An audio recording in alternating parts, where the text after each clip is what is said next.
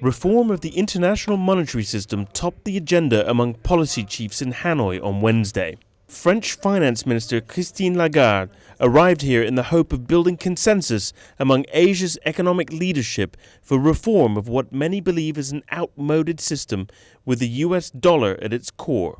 But Lagarde insisted that this reform is not about ditching the greenback, but instead about rebalancing the global monetary order to reflect today's multipolar economic reality. You're not going to replace the dollar, and that's not the point about the exercise.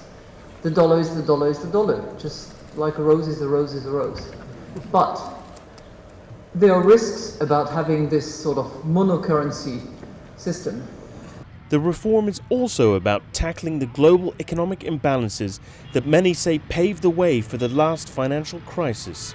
For years, surplus countries, mainly in Asia, have been building up foreign exchange reserves as a way to cushion themselves against financial shocks. But the consensus is now that such build-ups have gone beyond any reasonable bounds.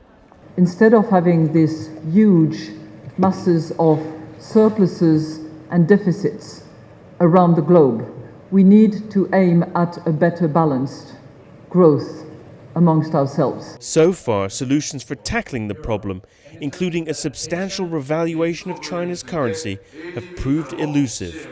But France has staked its G20 chairmanship on reforming the system. And in Hanoi, officials told us that Minister Lagarde had put forth a possible alternative solution, allowing China's currency to be used in the IMF's own special unit of account, the Special Drawing Right, or SDR. Doing so could make the currency more sensitive to market signals.